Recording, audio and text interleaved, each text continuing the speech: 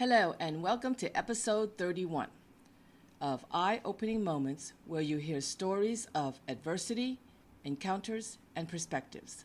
These are real-life stories that can lift your spirits, give you some food for thought, or move you. I'm your host, Emily K. Tan.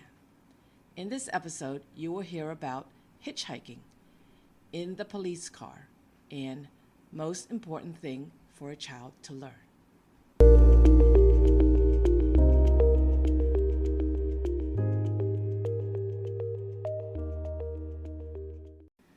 A moment of adversity called hitchhiking. During college, it was winter break. Many people were happy for vacation time, but not me. I had to find a place to go. I had to find somewhere to go because I was certainly not going home to relatives who made me feel like I never belonged there. Off I went to San Francisco. In San Francisco, I could do so many things, but I wondered how I would survive the week with so little money in hand. The money I earned from school wasn't much, and I was a full-time student with no financial support other than government programs. Luckily, I hitched a ride from a college friend. I went to a youth hostel because they were the cheapest accommodations I could find. There were rooms of bunk beds, and bathrooms were shared.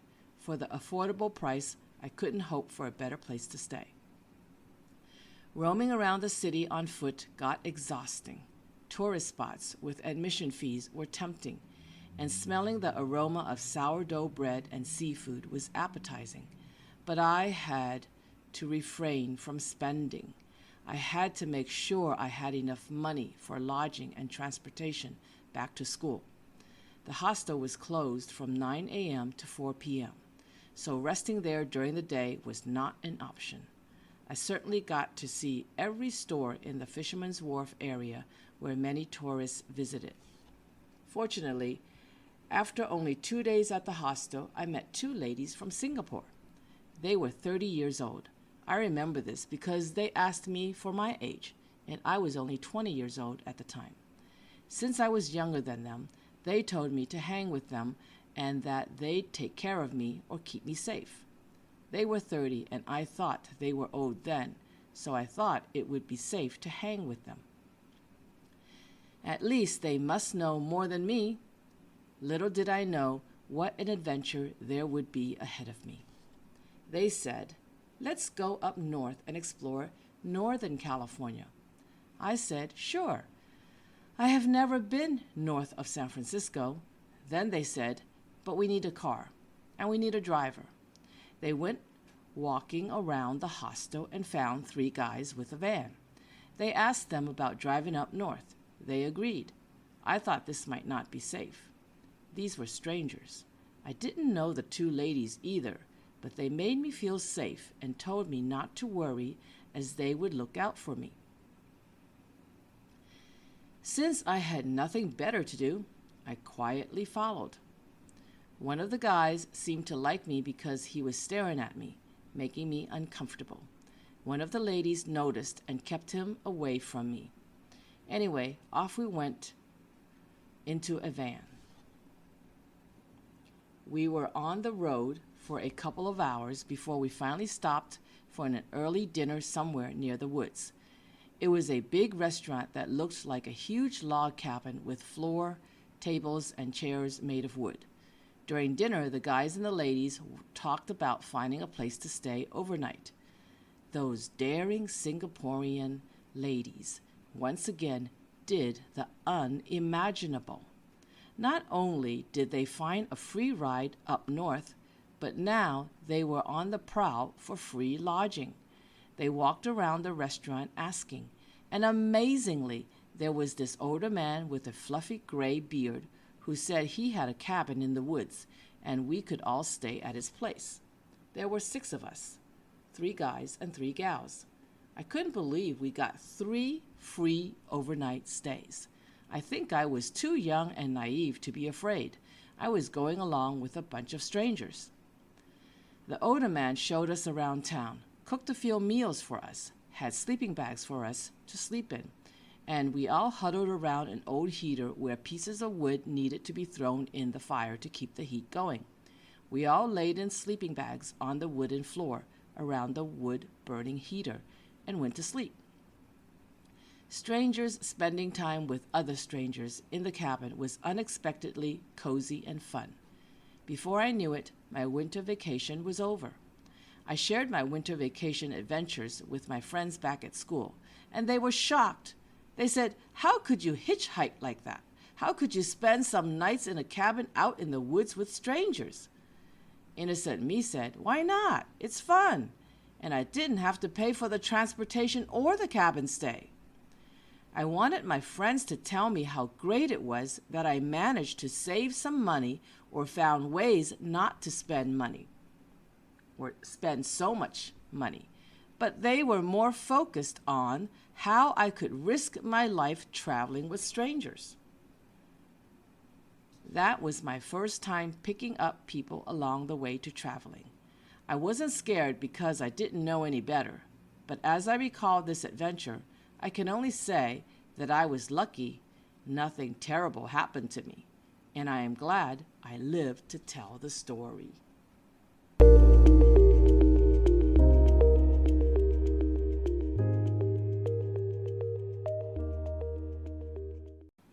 A moment of an encounter called In the Police Car. Nobody would have ever guessed that I had been in a police car before. After all, I am such a good girl. I never did anything illegal, or at least never got caught doing anything illegal. So how did I end up in a police car? It all happened when I was a teenager. My friend, Victoria, and I chatted about many things in the college dorms. Then one day she said, "Have you ever seen a porn movie?" I said, "No." She said, "Let's go see one." She made the arrangements, she checked the bus schedule, and found out which bus to take to get to the theater. This period was before the internet was commonplace, so you often watched movies at theaters. Our school was in the suburbs. Neither one of us had a car, and going anywhere away from school was inconvenient. Though there was some public transportation, that too was infrequent and inconvenient. The day came. On Saturday morning, we got on a bus with a few people. My friend wore sunglasses and a hat to disguise herself. I didn't understand why she did that at the time. I suppose I was naive. She said she didn't want anyone to see her going to see this movie. I said we didn't know anybody in this town, so what were we to hide? What was there to hide? Anyway, the plan was to catch the 10 a.m. matinee, see the movie, have plenty of time to roam around, explore that town next to ours, catch the last bus at 5 p.m., and be on time for the campus dinner by 5:30 p.m. As it turned out, we got on the bus and got off the bus at the right place to catch the matinee. We sat down to watch the movie. My friend still had a hat and sunglasses on, inside the theater. I didn't know how she could see anything indoors like that. We slowly turned our heads to see who else was in the audience. They were all older men, and some of them had hats on too. I was the odd one out because I didn't have a cap. I don't think we even watched half an hour of the movie when we left. I certainly don't remember what I saw. I remember us looking around to see who else was watching the movie. We noticed it was all men, and they were all old, or at least older than us teenagers. Now we felt out of place. We didn't belong. We were female and young. They were male and old. Our eyes rolled around. Thankfully, nobody was looking at us. They must have been too busy watching the movie. And of course, it was a dark theater. I think my friend and I were so uncomfortable doing what we were doing that she turned to me and said, "Do you want to go?" "Yeah," I said. Quick as mice, we ran out of there. After we walked out of the theater for a few minutes, my friend burst out in laughter. I said, "What's so funny?" We proceeded to talk about the details of the audience members we saw. She counted 7 men with hats on. I think she was looking at the company she had of hat wearers. I think they were just older men who wore hats to keep their bald heads warm, or the fashion of older men. She said, "Man, they were all old." I said, "How do you know?" She said, "They all had white or gray hair." I said, "It was so dark inside. How could you see?" She said, "I could see by using the light from the movie screen." She must have worked hard to look at those details. I'm guessing she watched the audience members more than the movie itself. As for me, I was not watching much of either one. I was sitting there, uncomfortable, as if I was doing something wrong. I wasn't doing anything wrong, as I was of age and I had my identification card for that state. I guess it was just a taboo. We continued our chatting, had lunch, explored the area, but there was not much to see in a very suburban area. Fortunately, we always had plenty to chat about with each other. Then it was almost 5 p.m., and we headed to the bus stop. We waited and waited. Could the bus be that late? It would be the last bus. We couldn't have missed it because we got to the bus stop early. Oh my goodness, are we stranded? We don't have enough money for a taxi ride. What are we going to do? We waited an hour, and the bus never came. We didn't know why.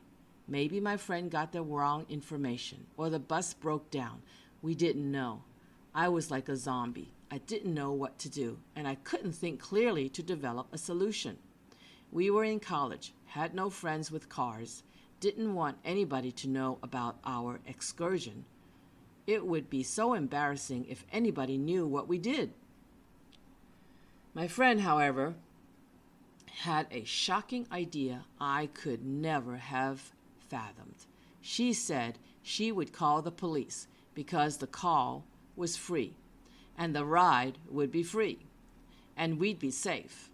I said, "But we didn't do anything wrong." She said, "Don't worry.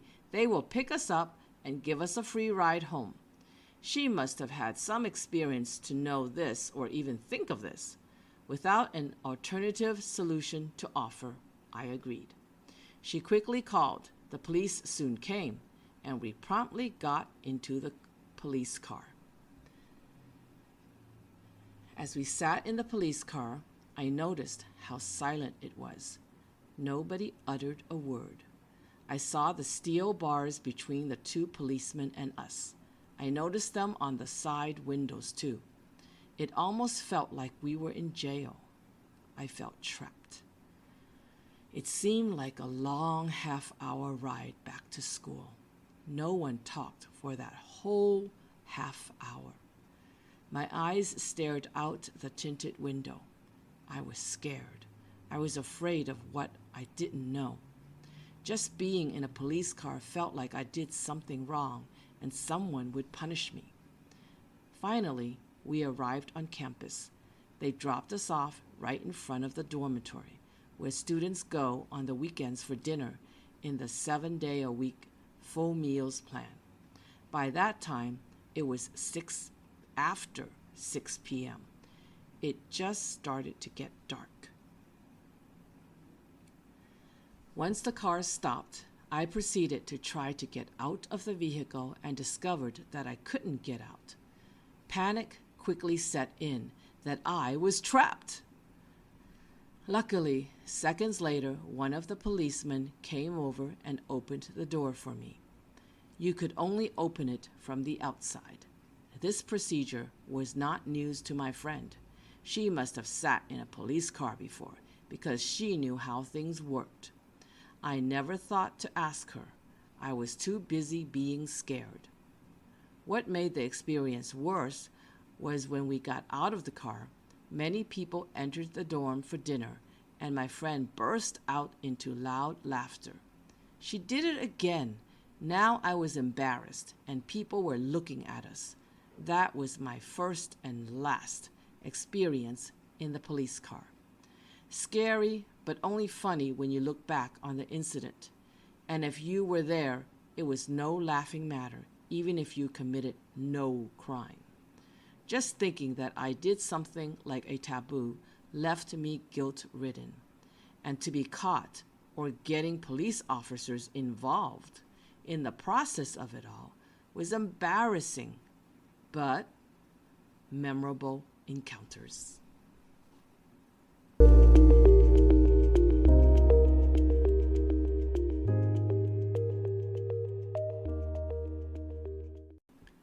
A moment of a perspective called Most Important Thing for a Child to Learn.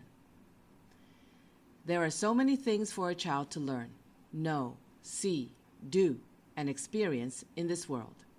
While one can make a very long list and even prioritize them, when posed with the most important thing for a child to learn, I could only come up with one word, again and then again. Why did I choose that word? In self-reflection, I could only say it is most important because it was missing in my life. Early in life, I was already left to feel unwanted, unvalued, and unloved because I was left to be raised by grandma. Without love, what was the value of me as a human being? Where did my self-esteem go? I don't know how I survived to this day, but I still want to be loved. And I still want to love. Grandma must have loved me. She certainly took care of me.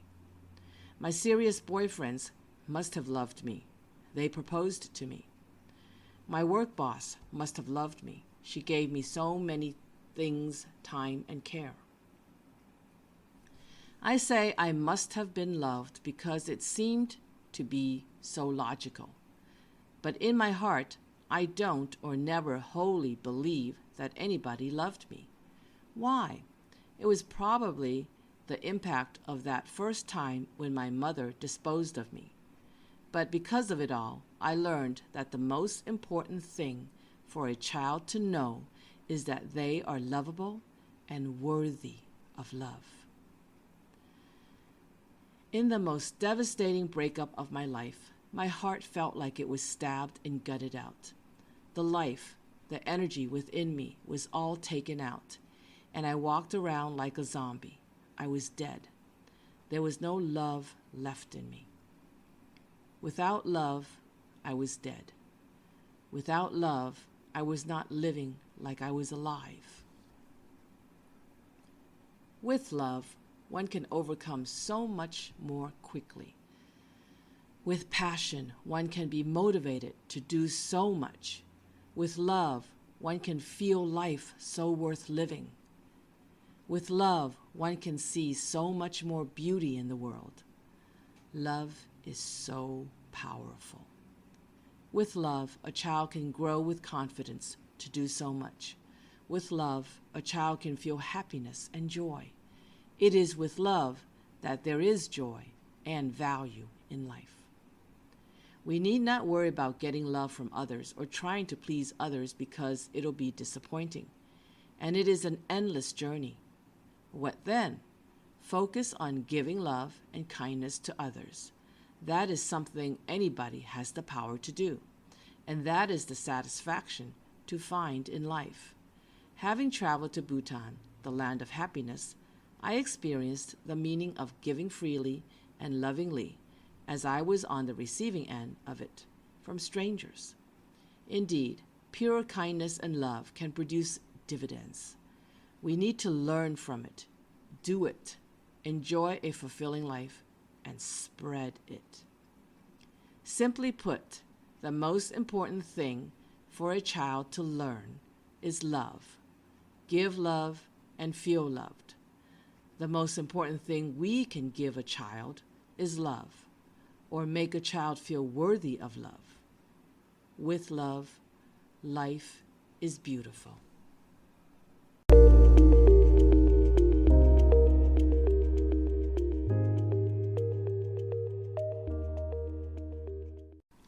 Though I hitchhiked, I had fun and was lucky to be safe.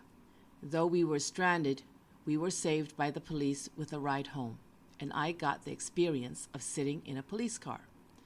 Though I grew up with little love, I learned that the most important thing for a child to learn is to be loved and feel worthy of love. Next week, you will hear 3 new real-life stories called No Place to Go, Encountering That Farmer, and Just History. If you enjoyed this episode of Eye-Opening Moments, please leave a comment, share it on your social media, subscribe, or click like on YouTube, or go to inspiremereads.com. Thank you for listening.